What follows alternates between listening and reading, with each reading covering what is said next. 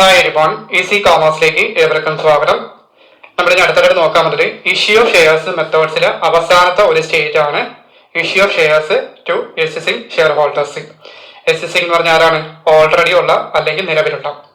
അതെന്താ നോക്കാം.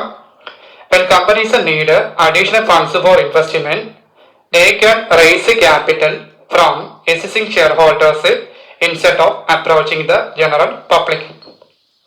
When companies need additional funds for investment, they can raise capital from existing shareholders instead of approaching the general public. അതായത് കമ്പനികൾക്ക് കൂടുതൽ investment ആവശ്യമായി വരുമ്പോൾ പൊതുജനങ്ങളെ സമീപിക്കുന്നതിന് പകരം ഓൾറെഡി ഉള്ള, അതായത് നിലവിലുള്ള ഷെയർ ഹോൾഡർമാരിൽ നിന്ന് ക്യാപിറ്റൽ റൈസ് ചെയ്യാം. കമ്പനികൾക്ക് കൂടുതൽ ഇൻവെസ്റ്റ്മെന്റ് ആവശ്യമായി വരുമ്പോൾ പൊതുജനങ്ങളെ സമീപിക്കുന്നതിന് പകരം ഓൾറെഡി ഉള്ള, അതായത് നിലവിലുള്ള അല്ലെങ്കിൽ എക്സിസ്റ്റിംഗ് ഷെയർ ഹോൾഡർമാരിൽ നിന്ന് ക്യാപിറ്റൽ റൈസ് ചെയ്യാം. അതോടൊപ്പം തന്നെ this is mainly done either through a rights issue or by issuing bonus shares. ഇതിൽ പ്രധാനമായിട്ടും രണ്ട് കാര്യങ്ങൾ ശ്രദ്ധിക്കണം. ഒന്നെന്ന് പറഞ്ഞാൽ റൈറ്റസ് ഇഷ്യൂ ഉണ്ട്, ബോണസ് ഷെയറും ഉണ്ട്. അപ്പൊ എന്താ ഇതിൽ പ്രധാനമായും റൈറ്റസ് ഇഷ്യൂ വഴിയോ ബോണസ് ഷെയറുകൾ നൽകുകയോ ആണ് ചെയ്യുന്നത്. അത് നമ്മൾ ആദ്യം പറയാൻ പോകുന്നത് റൈറ്റസ് ഇഷ്യൂ ആണ്. അതെന്താ നമുക്ക് നോക്കാം. എന്താണ് റൈറ്റസ് ഇഷ്യൂ പറഞ്ഞിരിക്കുന്നത്? This is an invitation to existing shareholders to purchase new shares of the company at a concessional price. This is an invitation to existing shareholders to purchase new shares of the company at a concessional price. അതായത് already ഉള്ള share ഹോൾഡർമാർക്ക് കമ്പനിയുടെ പുതിയ ഷെയറുകൾ കുറഞ്ഞ വിലയിൽ, അതായത് concessional price എന്ന് പറയും, കുറഞ്ഞ വിലയിൽ വാങ്ങാനുള്ള ഒരു ഇൻവിറ്റേഷൻ ആണ്. എന്താണ് ഇൻവിറ്റേഷൻ? മീൻസ് ക്ഷണം. നിലവിലുള്ള ഷെയർ ഹോൾഡർമാർക്ക് കമ്പനിയുടെ പുതിയ ഷെയറുകൾ കുറഞ്ഞ വിലയിൽ വാങ്ങാനുള്ള ഒരു ഇൻവിറ്റേഷൻ ആണ്. These new shares are offered in proportionate to the shares they currently hold in the company. These new shares are offered in proportion to the shares they currently hold in the company. എന്താണ് ഈ proportion? Means അനുപാതം അല്ലെ. അതായത് already അവർക്ക് കമ്പനിയിലുള്ള ഷെയറുകളുടെ അനുപാതത്തിലാണ്, അതായത് പ്രൊപ്പോർഷനത്തിലാണ് ഈ new ഷെയറുകൾ വാഗ്ദാനം ചെയ്യുന്നത്. നിലവിൽ, അതായത് ഓൾറെഡി അവർക്ക് കമ്പനിയിലുള്ള ഷെയറുകളുടെ അനുപാതത്തിലാണ് ഈ പുതിയ ഷെയറുകൾ ഓഫർ ചെയ്യുന്നത്.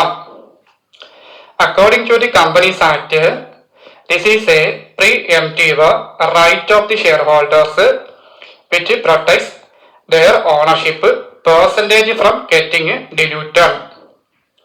According to the Companies Act, this is a preemptive right of the shareholders which protects their ownership percentage from getting diluted. അല്ലെ, എന്താണ് പ്രീഎംറ്റീവ് എന്ന് പറഞ്ഞാൽ? പ്രീഎംറ്റീവ് റൈറ്റ് എന്ന് പറഞ്ഞിട്ടാണ് മുൻഗണന അവകാശം. ഡില്യൂട്ടിന്റെ അർത്ഥം എന്താണ്? കുറഞ്ഞു പോകുന്നത് അല്ലെ. അപ്പൊ എന്താ പറയുക? കമ്പനീസ് ആക്ട് പ്രകാരം ഷെയർ ഹോൾഡർമാർക്കുള്ള പ്രീ എംറ്റീവ് റൈറ്റ്, അതായത് മുൻഗണന അവകാശമാണിത്. ഇത് അവരുടെ ഓണർഷിപ്പ് പെർസെന്റേജ് കുറഞ്ഞു പോകാതെ പ്രൊട്ടക്ട് ചെയ്യുന്നു. എന്താണ് ഈ കുറഞ്ഞു പോകാതെ ഇംഗ്ലീഷിൽ പറയുന്നത്? ഡില്യൂട്ടഡ് എന്നാണ് പറയുന്നത്. മനസ്സിലായോ? കമ്പനീസ് ആക്ട് പ്രകാരം ഷെയർ ഹോൾഡർമാർക്കുള്ള മുൻഗണന അവകാശമാണിത്. ഇത് അവരുടെ ഓണർഷിപ്പ് പെർസെന്റേജ്, അതായത് ശതമാനം കുറഞ്ഞു പോകാതെ പ്രൊട്ടക്ട് ചെയ്യുന്നു. A shareholder receiving this offer can either buy the shares by paying money or simply ignore it and let it elapse. അപ്പൊ എന്താ പറയുന്നത്? A shareholder receiving this offer can either buy the shares by paying money or simply ignore it and let it elapse. എന്താണ് elapse എന്ന് പറയുന്നത്? ഒഴിവാക്കുക അല്ലെങ്കിൽ റദ്ദാക്കണം അല്ലെ. അപ്പൊ അതിനകത്ത് എന്ത് പറയുക, ഈ ഓഫർ ലഭിക്കുന്ന ഒരു ഷെയർ ഹോൾഡർമാർക്ക് പണം നൽകി ഷെയറുകൾ വാങ്ങുകയോ അല്ലെങ്കിൽ ഒന്നും ചെയ്യാതെ അതെന്ത് ചെയ്യണം, റദ്ദാക്കി കളയുകയോ ചെയ്യാം. ഈ ഓഫർ ലഭിക്കുന്ന ഒരു ഷെയർ ഹോൾഡർക്ക് പണം നൽകി ഷെയറുകൾ വാങ്ങുകയോ അല്ലെങ്കിൽ ഒന്നും ചെയ്യാതെ അതെന്ത് ചെയ്യണം, ലാപ്സ് ആയിട്ട് അതായത് റദ്ദാക്കി കളയുകയും ചെയ്യാം. ഇത് കൂടാതെ shareholders have the option to renounce their right in favor of a third party for an agreed price. Additionally, shareholders have the option to renounce their right in favor of a third party for an agreed price. അതായത് തങ്ങൾക്ക് ലഭിച്ച ഈ right അതായത് അവകാശം പണം വാങ്ങി മറ്റൊരു മൂന്നാം കക്ഷിക്ക് അതായത് തേർഡ് പാർട്ടി എന്ന് പറയും അയാൾക്ക് കൈമാറാനും ഷെയർ ഹോൾഡർമാർക്ക് സാധിക്കും. കൈമാറാൻ ഇംഗ്ലീഷിൽ പറയും റിനൗൺസ് എന്നാണ് ഇവിടെ പറയുന്നത്. അപ്പൊ പല വാക്കുകൾ വരും കേട്ടോ. അപ്പൊ തങ്ങൾക്ക് ലഭിച്ച ഈ അവകാശം അതായത് ഈ റൈറ്റ് പണം വാങ്ങി മറ്റൊരു തേർഡ് പാർട്ടിക്ക് കൈമാറാനും ഷെയർ ഹോൾഡർമാർക്ക് സാധിക്കും എന്നുള്ളതാണ്. നമുക്ക് ഇതിന്റെ ഒരു എക്സാമ്പിൾ നോക്കാം. അപ്പോ നമ്മുടെ ഇപ്പൊ റൈറ്റ് ഇഷ്യൂ എന്താണെന്ന് മനസ്സിലായോ. അപ്പൊ നമ്മൾ 5 പോയിന്റ് കൂടെ ചേർത്ത് നമുക്കൊരു എന്താണെന്നൊരു എക്സാമ്പിൾ നോക്കാം. നിങ്ങൾ സ്ഥിരമായിട്ട് പോകുന്ന ഒരു തുണിക്കടയിൽ നിന്ന് ഒരു ഓഫർ വരുമെന്ന് കരുതുക. സ്ഥിരമായി പോകുന്ന ഒരു തുണിക്കടയിൽ ഒരു ഓഫർ വരുമെന്ന് കരുതുക. ഓക്കെ, അപ്പൊ നമുക്ക് നോക്കാം. കടയില് പുതിയ സ്റ്റോക്ക് വന്നിട്ടുണ്ട്. പുതിയ ആളുകൾക്ക് കൊടുക്കുന്നതിന് മുമ്പ് അവർ എന്ത് ചെയ്യും, നിങ്ങളെ പോലെയുള്ള പഴയ സ്ഥിരം കസ്റ്റമർമാര് വിളിച്ചു പറയുന്നു. ഒന്നുകൂടെ പറയാം. കടയില് പുതിയ സ്റ്റോക്ക് വന്നിട്ടുണ്ട്. പുതിയ ആളുകൾക്ക് കൊടുക്കുന്നതിന് മുമ്പ് അവർ നിങ്ങളെ പോലെയുള്ള പഴയ സ്ഥിരം കസ്റ്റമർമാരെ, കസ്റ്റമർ മീൻസ് ആരാണ്, ഉപഭോക്താവ്, അവരെ വിളിച്ചു പറയുന്നു, നിങ്ങൾ ഞങ്ങളുടെ പഴയ കസ്റ്റമർ ആയതുകൊണ്ട് പുറത്തുള്ളവർക്ക് 1500 കൊടുക്കുന്ന ഡ്രസ്സ് നിങ്ങൾക്ക് എത്ര രൂപയ്ക്ക് തരാം, 1000 രൂപയ്ക്ക് തരാം. നമ്മളിപ്പോ പറഞ്ഞ റൈറ്റ് ഇഷ്യൂവിനെ കുറിച്ചാണ്. അപ്പൊ അതിന്റെ ഒരു എക്സാമ്പിൾ ആണ് ഞാൻ പറഞ്ഞത്. മനസ്സിലായോ? കടയിൽ പുതിയ സ്റ്റോക്ക് വന്നിട്ടുണ്ട്. പുതിയ ആളുകൾക്ക് കൊടുക്കുന്നതിന് മുമ്പ് അവർ നിങ്ങളെ പോലെയുള്ള പഴയ സ്ഥിരം കസ്റ്റമർമാരെ വിളിച്ച് പറയുന്നു, നിങ്ങൾ ഞങ്ങളുടെ പഴയ കസ്റ്റമർ ആയതുകൊണ്ട് പുറത്തുള്ളവർക്ക് 1500 കൊടുക്കുന്ന ഡ്രസ്സ് നിങ്ങൾക്ക് എന്ത് ചെയ്യാം, ഞങ്ങൾ 1000 തരാം എന്നാണ് പറയുന്നത്. കമ്പനിക്ക് പുതിയ പണം വേണം.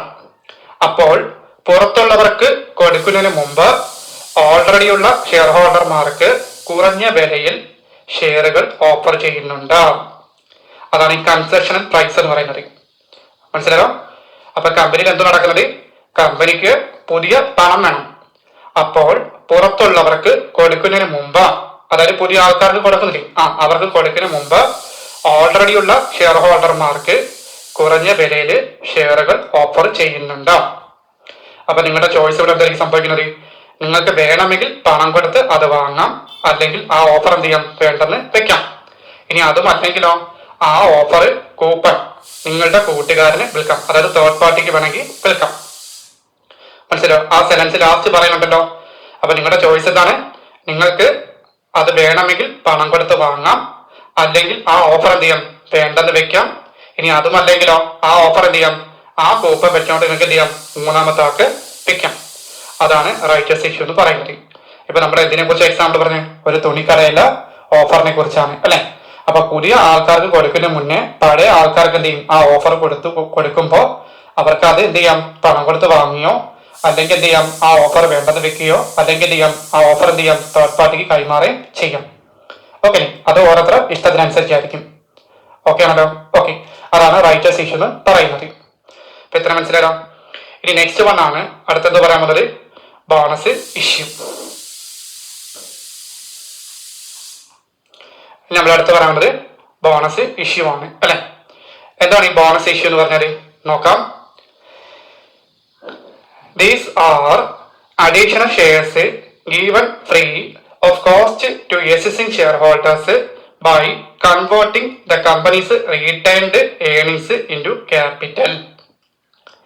These are additional shares given free of cost to existing shareholders by converting the company's retained earnings into ക്യാപിറ്റലും.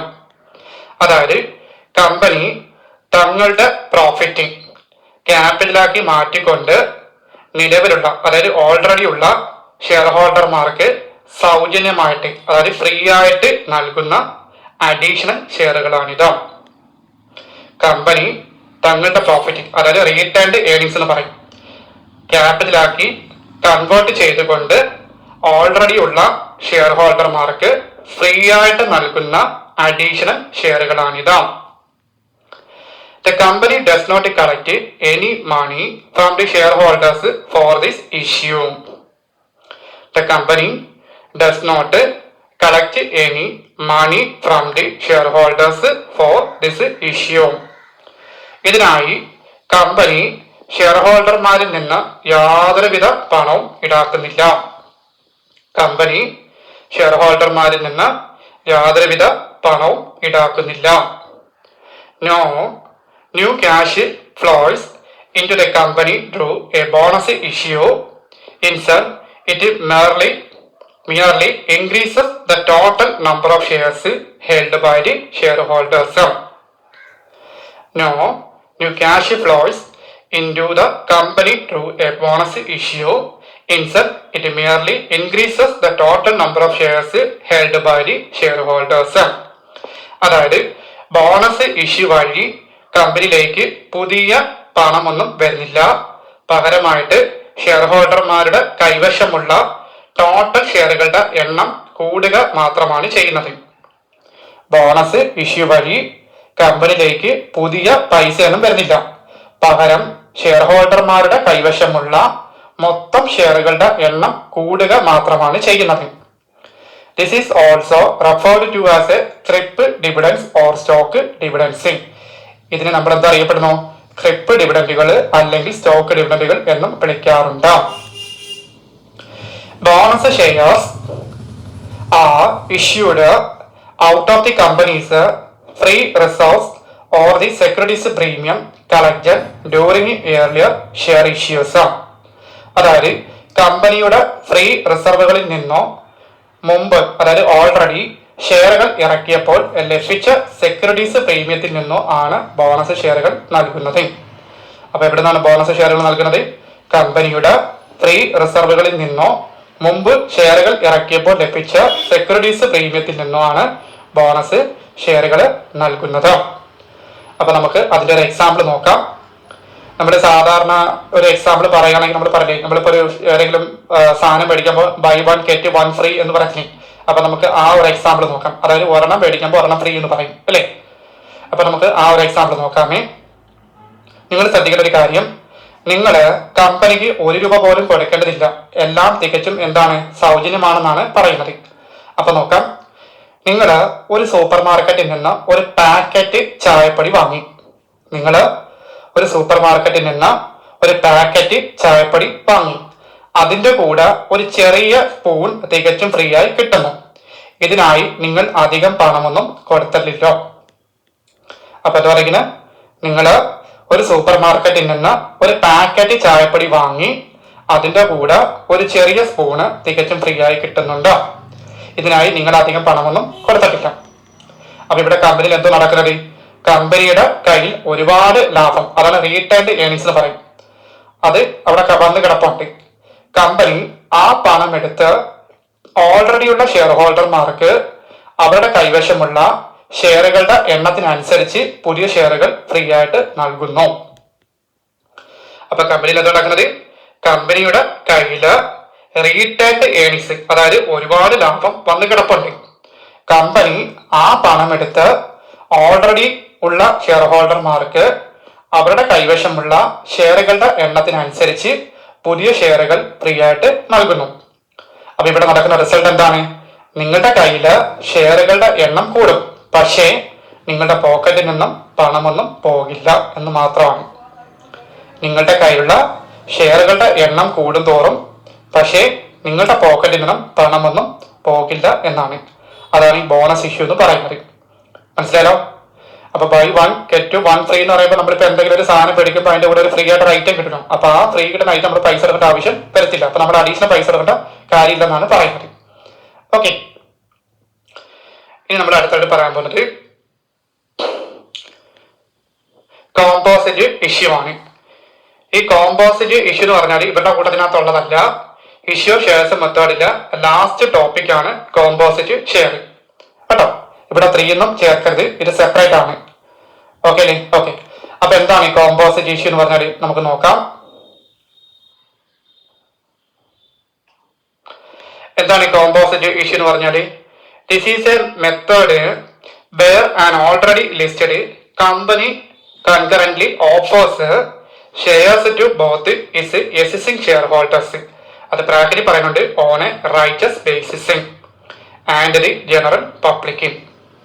അതായത് ലിസ്റ്റ് ചെയ്യപ്പെട്ട ഒരു കമ്പനി ഒരേ സമയം തന്നെ ഓൾറെഡി ഉള്ള ഷെയർ ഹോൾഡർമാർക്കും പൊതുജനങ്ങൾക്കും ഒന്നിച്ച് ഷെയറുകൾ ഡിസ്ട്രിബ്യൂട്ട് ചെയ്യുന്ന മെത്തേഡാണിത്. ലിസ്റ്റ് ചെയ്യപ്പെട്ട ഏതൊക്കെ കമ്പനികളുണ്ടോ ഒരു കമ്പനി ഒരേ സമയം തന്നെ ഓൾറെഡി ഉള്ള ഷെയർ ഹോൾഡർമാർക്കും പൊതുജനങ്ങൾക്കും ഒന്നിച്ച് ഷെയറുകൾ ഡിസ്ട്രിബ്യൂട്ട് ചെയ്യുന്ന മെത്തേഡാണിത്. അതാണ് എന്തെന്ന് പറയുന്നത് കോമ്പോസിറ്റ് ഇഷ്യൂ എന്ന് പറയുന്നത്. ഓക്കെ ആണല്ലോ? ഓക്കെ, അപ്പൊ നമുക്ക് ഒരു എക്സാമ്പിൾ നോക്കാം. ഒരു പ്രമുഖ കോളേജ് ഒരു വലിയ ഹാള് പണിയാൻ തീരുമാനിക്കുന്നു. അതിനായി അവർ ഒരേ സമയം 2 വഴിയിലൂടെ ഫണ്ട് കണ്ടെത്തുന്നു. പകുതി എമൗണ്ട് അവിടെ പഠിക്കുന്ന പഴയ വിദ്യാർത്ഥികളിൽ നിന്നും ബാക്കി പകുതി എമൗണ്ട് പുറത്തുള്ള സ്പോൺസർമാരിൽ നിന്നും വാങ്ങുന്നുണ്ട്. അപ്പൊ എന്താ പറഞ്ഞിരിക്കുന്നത്? നമ്മളിവിടെ എന്തിനെ കുറിച്ച് പറയുന്നത്? അത് ഈ കോളേജിനെ കുറിച്ചാണ് അല്ലെ? അപ്പൊ ഈ കോളേജ് കമ്പനി നമ്മൾ ഏകദേശം ഐഡിയ വെച്ച് പറയുക. അപ്പൊ നിങ്ങൾക്ക് മനസ്സിലായിട്ട് പറഞ്ഞതേ ഉള്ളൂ. ഒരു പ്രമുഖ കോളേജ് ഒരു വലിയ ഹാള് പണിയാനായിട്ട് തീരുമാനിക്കുകയാണ്. എന്തായാലും ചിലപ്പോൾ ഓഡിറ്റോറിയോ അങ്ങനെ എന്തെങ്കിലുമൊക്കെ ഒരു ഹാൾ ഉണ്ടാവുമല്ലോ. അപ്പൊ ആ ഹാള് പണിയാനായിട്ട് ഡിസിഷൻ എടുക്കുവാണ്. അപ്പൊ അവർക്ക് ആ ഫണ്ട് വേണ്ടേ? അപ്പൊ ആ ഫണ്ട് എങ്ങനെ കണ്ടെത്തും? അവര് ഒരേ സമയം 2 വഴിയിലൂടെയാണ് ഫണ്ട് കണ്ടെത്തുന്നത്. പകുതി എമൗണ്ട് അവിടെ പഠിക്കുന്ന പഴയ വിദ്യാർത്ഥികളിൽ നിന്നും ബാക്കി എമൗണ്ട് പുറത്തുള്ള സ്പോൺസർമാരിൽ നിന്നും വാങ്ങുന്നുണ്ട്. അപ്പൊ ഇവിടെ നടക്കുന്ന എന്താണ്? എന്തായിരിക്കും ഇവിടെ നടക്കുന്നത്? കമ്പനിക്ക് വലിയൊരു എമൗണ്ട് ആവശ്യമായി വരുമ്പോൾ അവർ ഒരേ സമയം, അതാണ് കൺകറന്റ് അലോട്ട്മെന്റ്. കമ്പനിക്ക് വലിയൊരു എമൗണ്ട് ക്യാപിറ്റൽ ആവശ്യമായി വരുമ്പോൾ അവർ ഒരേ സമയം തങ്ങളുടെ ഓൾറെഡി ഉള്ള ഷെയർ ഹോൾഡർമാർക്ക് കുറഞ്ഞ പ്രൈസിന് കുറച്ച് ഷെയറുകൾ കൊടുക്കുകയും, അതാണ് റൈറ്റ് ഇഷ്യൂ എന്ന് പറയുന്നത്. ബാക്കി ഷെയറുകൾ പൊതുജനങ്ങൾക്ക് വാങ്ങാനായി ഓപ്പൺ മാർക്കറ്റിൽ ഇറക്കുകയും ചെയ്യുന്നു എന്നുള്ളതാണ്. അപ്പൊ എന്താ പറയുക? കമ്പനിക്ക് വലിയൊരു എമൗണ്ട് ക്യാപിറ്റൽ ആവശ്യമായി വരുമ്പോൾ അവർ ഒരേ സമയം, അതാണ് കൺകറന്റ് അലോട്ട്മെന്റ് എന്ന് പറയുന്നത്, തങ്ങളുടെ ഓൾറെഡി ഉള്ള ഷെയർ ഹോൾഡർമാർക്ക് കുറഞ്ഞ പ്രൈസിന് കുറച്ച് ഷെയറുകൾ കൊടുക്കുകയും, അതാണ് റൈറ്റ് ഇഷ്യൂ പറയുക. ബാക്കി ഷെയറുകൾ പൊതുജനങ്ങൾക്ക് വാങ്ങാനായി ഓപ്പൺ മാർക്കറ്റിൽ ഇറക്കുകയും ചെയ്യുന്നു. അതാണ് പബ്ലിക് ഇഷ്യൂ എന്ന് പറയുന്നത്. മനസ്സിലായോ? അപ്പൊ എന്താ മനസ്സിലായ കോമ്പോസിഷൻ എന്ന് പറഞ്ഞാല്? അപ്പൊ 2 ആൾക്കാർക്ക് എന്തെങ്കിലും ഓഫർ ചെയ്യും. ഓക്കെ, അപ്പൊ ഇത്രയാകും.